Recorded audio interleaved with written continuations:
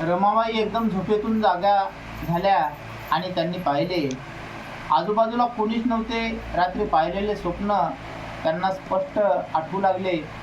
त्यांना स्वप्न पडले होते, आपले पती भीमराव इंग्लंडहून आले आहेत, नवतेज घेऊन, नवा प्रकाश घेऊन, आणि या तेजाला ओवाळण्यासाठी रमाबाईने हातात पंचारती घेतली आहे. भीमरावाच्या भव्य कपाळावर कुंकुम तिलक लावले आणि पंचारतीने आपल्या पतीला त्या ओवाळणार इतक्यात पंचारती खाली पडली आणि एकदम रमाबाई दचकून जागा झाल्या. त्यांच्या छातीत धस्स झाले. हा त्यांना अपशकून वाटला. म्हणजे बाबासाहेब आंबेडकर जेव्हा इंग्लंडला शिक्षणासाठी गेले होते तेव्हा रमाबाई घरी काय करायची, ध्यास करायची की माझे पती इंग्लंडहून मोठा साहेब होऊन येतील आणि मी माझ्या पतीला कुंकुम तिलक लावून म्हणजे अवक्षेप करून त्यांचं मी कौतुक स्वागत करीन, असं त्या माता रमाईच्या मनामध्ये घोळत होतं. आणि जे म्हणतात ना, मनी असे ते स्वप्ने दिसे. मग रमाबाईला एक दिवस काय झालं, स्वप्न पडलं आणि त्या स्वप्नामध्ये सुद्धा तिच्या मनामध्ये जी इच्छा होती ती इच्छा तिनं प्रगट केली.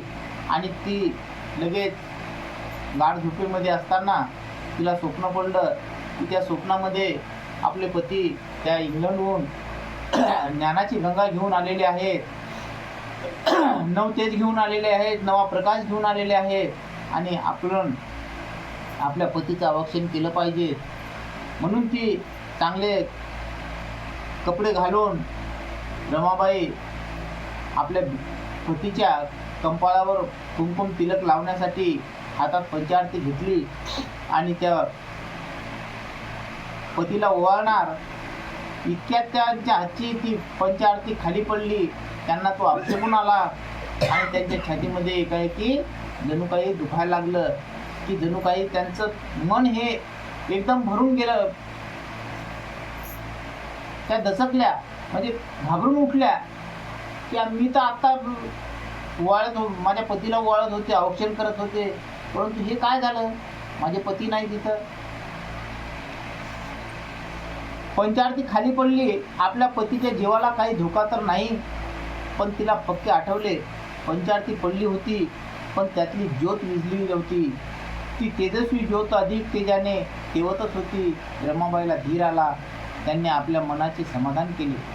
म्हणजे त्यांच्या आजची जी आरती होती ती आरतीचं ताट खाली पडलं, परंतु त्याच्यामध्ये जो दीपक लावलेला होता, जो दिवा लावलेला होता, तो मात्र काही विझलेला नव्हता. त्यामुळे त्यांचं मन आणखी हेलावून गेलं.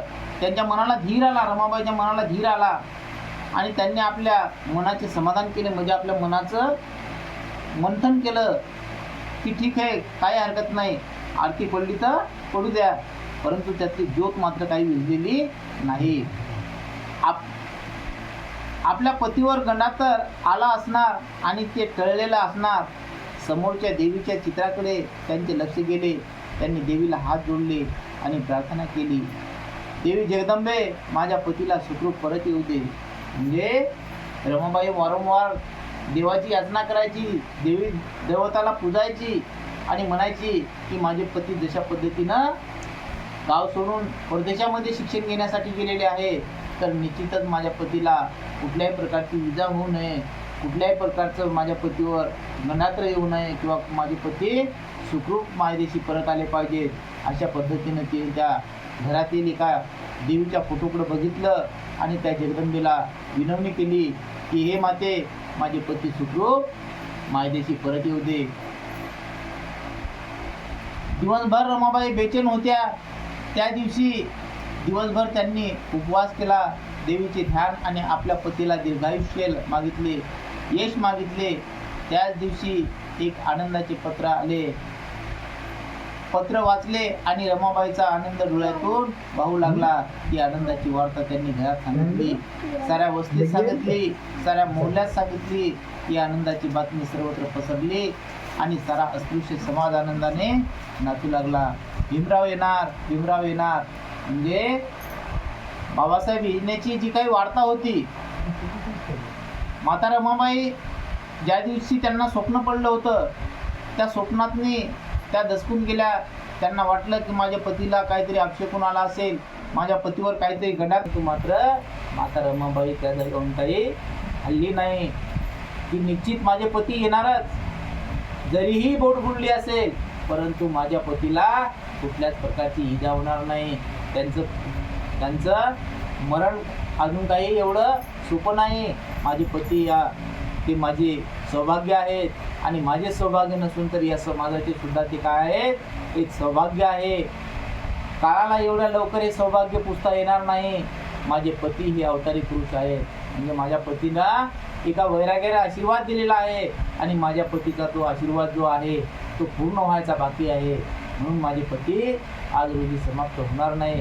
कितीही बातम्या येत असतील आणि कितीही वादळासारखं वादळ वाहत असेल परंतु माझ्या पतीला काही होणार नाही याची मला परिपूर्ण जाणीव आहे, असं त्या म्हाता रमाई म्हणत होती. आणि ती मात्र त्या ठिकाणाहून काही हल्ली नाही. या साध्वीने भीमरावासाठी खूप कष्ट सहन केले होते, खूप यातना सहन केल्या होत्या, वियोग सहन केला होता. भीमरावाच्या आयुष्यामध्ये या साध्वीचा फार मोठा त्याग होता. आई त्याग करते म्हणूनच तिची मुले मोठी होतात, पत्नी त्याग करते म्हणूनच तिचे पती थोर होतात. रमाबाईच्या त्यागाला सीमाच नव्हती. म्हणूनच त्यांचे मन सांगत होते माझा त्याग वाया जाणार नाही, माझे पती येणारच, साऱ्याचे भीमराव येणारच. आणि काय आश्चर्य, भीमराव आले, सुखरूप आले, तेज घेऊन आले. म्हणजे बघा माता रमाईला एवढ्यापर्यंत अभिमान होता आहे, कारण अशी एक ज्योत होती ती की आपल्या स्वतःचं देह तिनं अतिशय काबाडकष्ट लावून स्वतःचा देह झिजवून जाळून तिनं मात्र आपल्या पतीला साथ केली. आपल्या पतीच्या पाठीशी ती खंबीरपणानं कमरेला शेव बांधून राहिली. वेळ प्रसंगी तिनं गौऱ्या थापल्या, काबाड कष्ट केले. वेळ प्रसंगी काही कंपन्यामध्ये कामाला गेली, कधी कुणाला दिसली नाही, कधी कुणाला मिळाली नाही. परंतु अशा अंधाऱ्या संध्याकाळ झाली तर घरी यायची आणि दिवस निघायच्या अगोदर ती कामाला जायची. परंतु कधीही तिनं असं मनामध्ये अत्युच्चतेचा मन बाळगलं नाही किंवा अपार कष्ट सहिले. तिनं डोईवर ओझं वाहिलं, मुळ्या वाहिल्या, परंतु मात्र बाबासाहेबाला साथ तिनं काही सोडली नाही. म्हणून त्या मातेला असं वाटत होतं की माझे पती खूप कष्टी आहेत.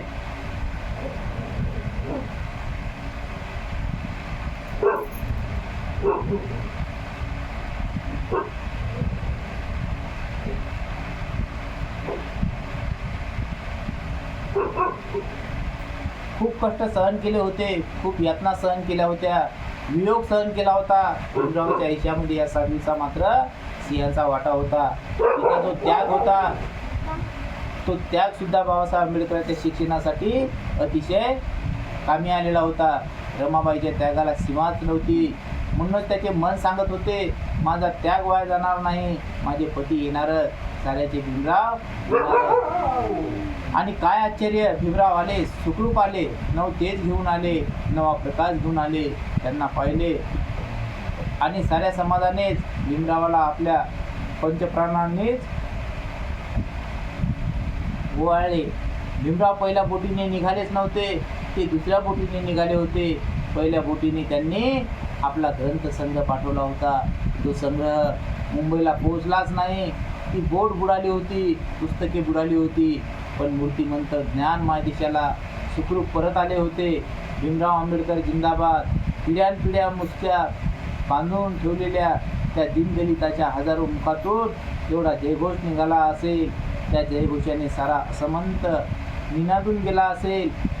म्हणजे बाबासाहेब आंबेडकर पहिल्या बोटीने न निघता ते जणू काही एखाद्या माणसाला कसं समोरचं भविष्य कळते तशा पद्धतीचं बाबासाहेब आंबेडकरांना सुद्धा हे भविष्य कळून आलं होतं. कारण माता रमाईला जे स्वप्न पडलं होतं आणि त्या स्वप्नामध्ये ती पंचारती घेऊन आपल्या पतीला ओवाळायला निघाली होती. परंतु त्या स्वप्नामध्ये तिला एक दसका बसला आणि ती दसक्यामध्ये जणू काही तिच्या हातामधली पंचारती खाली पडलेली आहे आणि खाली पडल्यानंतर त्याच्यामधली जी ज्योत आहे ती ज्योत मात्र काही विझलेली नव्हती. म्हणून तिच्या मनाला एक असं एक धैर्य वाटलं, तिचं मन समाधान झालं की निश्चितच माझ्या पतीला काहीतरी अपशकून आला असेल आणि माझे पती मात्र त्या ज्योतिषीय पद्धतीनं कायम आहे, तशाच पद्धतीनं माझ्या पतीला कुठलाही एखादा इजा जरी झाली असेल तरी मात्र माझ्या पतीला काही दुखवटा पोचला नसेल. माझे पती सुखरूप असतील, माझे पती चांगल्या तऱ्हेचा ज्ञान मार्ग घेऊन, चांगल्या तऱ्हेची ज्ञानगंगा घेऊन आपल्या मायदेशी परत येतील, अशी ती विनवणी त्या देवी पुढं करत होती, वारंवार करत होती. त्यानंतर बाबासाहेब आंबेडकर निश्चितच मनानं मायदेशी परत येण्यासाठी निघाले. परंतु बाबासाहेब आंबेडकर पहिल्या बोटीने निघणार, परंतु त्यांनी एक विचार केला की आपण पहिल्या बोटीने आपला जो काही ग्रंथाचा साठा आहे, जी काही पुस्तकाचं भांडार आहे, ते पुस्तकाचं भांडार बाबासाहेब आंबेडकरांना त्या पहिल्या बोटीनं मायदेशी पाठवलं, म्हणजे मुंबईला पाठवलं. आणि लगेच आपण ते पुस्तकाचं भांडार दिल्याच्या नंतर आपण दुसऱ्या बोटीने निघून जाऊ, असं बाबासाहेब आंबेडकरच्या मनामध्ये वाटलं. आणि बाबासाहेब आंबेडकरांनी पहिल्या बोटीने पुस्तकाचं भांडार पाठवलं आणि दुसऱ्या बोटीने बाबासाहेब आंबेडकर सुखरूपरित्या मायदेशी येण्यासाठी निघाले. परंतु पहिली बोट त्या पाण्यामध्ये पाणबुड्यानं बुडवली आणि त्या पाणबुड्यानं बुडवले असता बाबासाहेब आंबेडकरांचं जेवढं काही पुस्तकाचा साठा होता, जो काही ग्रंथ होते, ते ग्रंथ सर्व पाण्यामध्ये नास्तनाबूत झाले. ते ग्रंथ नास्तनाबूत झाल्यामुळे बाबासाहेब आंबेडकरांच्या मनाला अतिशय खंत वाटली, दुःख वाटलं. परंतु बाबासाहेब आंबेडकर म्हणतात की माझे ग्रंथ जरी गेले असतील तरीही मात्र त्या ग्रंथामधला जो काही ज्ञानाचा सागर मी आणलेला आहे, तो मात्र मी माझ्या डोक्यामध्ये साठवून आणलेला आहे आणि तो साठा मी निश्चितच माझ्या समाजाच्या कामी पाळल्याशिवाय राहणार नाही, असं बाबासाहेब आंबेडकरांच्या मनामध्ये हनुमान वाटत होतं. म्हणून माता रमाई म्हणते की मी जो काही हा त्याग केलेला आहे, हा जो मी काही वसा घेतलेला आहे आणि हा जो काही मी दुःख कष्टी बनलेली आहे, तर मात्र निश्चितच माझे पती माझ्या कष्टाला सामोरे देण्यासाठी, माझ्या कष्टाला एक उजाळा देण्यासाठी निश्चितच मनानं आणि या येथील दीनदलित समाजाचा उद्धार करण्यासाठी मात्र या जगतात परत येतील, अशी ती त्या देवाजवळ सुद्धा प्रार्थना करते. आणि बाबासाहेब आंबेडकर मायदेशी परत आल्यावर दुसऱ्या बोटीने येतात आणि बाबासाहेब आंबेडकर दिसतात त्या ठिकाणी या दीनदलित लोकांच्या मुखामधून भीमराव आंबेडकर जिंदाबाद, भीमराव आंबेडकर जिंदाबाद असं त्यांच्या गर्जना त्या ठिकाणी, म्हणजे त्या बोटीच्या धक्क्यावर मुंबईत आल्याच्या नंतर साऱ्या लोकांच्या मनामधून, मुखामधून, हजारो मुखातून तेवढा जयघोष निघत होता आणि ते जयघोष सारा आसमान निनादून गेला होता. म्हणजे साऱ्या लोकांच्या आनंद गगनात काही मावत नव्हता. गोष्टीचा तास संपला, घटनेचा निनाद झाला, सर भीमरावांचा जंगी सत्कार झाला. नाही, भीमरावाचा सत्कार झाला नाही, भीमरावाने तो करू दिला नाही. का? भीमराव म्हणाले मला सत्कार नको, मला संधी मिळाली, पैसा मिळाला म्हणून मी तेवढा शिकलो. तुम्हाला संधी मिळाली तर तुम्ही माझ्या एवढेच शिकाल. सत्काराचा पैसा आपल्या मुलांच्या शिक्षणासाठी खर्च करा आणि शिकण्याची संधी मिळवा. ज्ञानगंगा हीच अस्पृश्यता धुवून काढणारी गंगा आहे. त्या गंगेचे इथेच पाणी घ्या, त्या गंगेत इथेच स्नान करा. साऱ्या समाजाने प्रतिज्ञा केली, आम्ही शिकणार, खूप शिकणार, आमच्या मुलाबाळांना शिकवणार, खूप शिकवणार. आता ज्ञानगंगा हीच आमची गंगा. अशा पद्धतीने बाबासाहेब आंबेडकर म्हणतात की तुम्ही जे काही माझ्या सत्कारासाठी जो काही पैसा या ठिकाणी उधळणार आहात, जो काही पैसा अडका तुम्ही वर्गणी करून जमा केलेला आहे, तो मात्र इथं व्यर्थ काही गमावू नका आणि तो पैसा माझा सत्कार न करता तुमच्या मुलाबाळाच्या शिक्षणासाठी तो खर्च करा. माझा सत्कार होऊन चालणार नाही. तर तुमचे मुलं बाळ जर शिकले तर निश्चितच मला पैसा मिळाला, मला पैशाची मदत मिळाली. बाबासाहेब आंबेडकरला पैशाची कोण मदत केली होती? सयाजीराव गायकवाडांनी मदत केली होती, छत्रपती शाहू महाराजांनी मदत केली होती. त्यामुळे बाबासाहेब आंबेडकर हे शिक्षण घेऊ शकले. अन्यथा बाबासाहेब आंबेडकरांची लायकी शिक्षण घेण्याची नव्हती, कारण पैसा आदला बाबासाहेब आंबेडकरांना पुरत नव्हता. बाबासाहेब आंबेडकर परदेशामध्ये असताना, शिक्षण घेत असताना बाबासाहेब आंबेडकरला स्वतःची मुलंसुद्धा गमावावं लागली. परंतु या त्यागातून माता रमाईनं आपला त्याग संपवला. परंतु बाबासाहेब आंबेडकरला कधी कुठल्या पद्धतीची माहिती कळवली नाही. आपले मुलं बाळं कितीही दुःखी झाले, कितीही कष्टी झाले, शेवटी अक्षरशः या दीनदलित समाजासाठी बाबासाहेब आंबेडकरांना स्वतःची 4 अपत्य गमावं लागली. परंतु बाबासाहेब आंबेडकरांचा त्याग या समाजासाठी कायम वास करत होता, कार्य करत होता. आणि अशा पद्धतीने बाबासाहेब आंबेडकरांनी सांगितलं की ज्ञानगंगा हीच आमची गंगा. यानंतर आता आपण उद्या पाहू माणुसकीचा कायदा. बोला बुद्ध भगवान की जय, भीम भगवान की जय, महात्मा ज्योतिबा फुले की जय.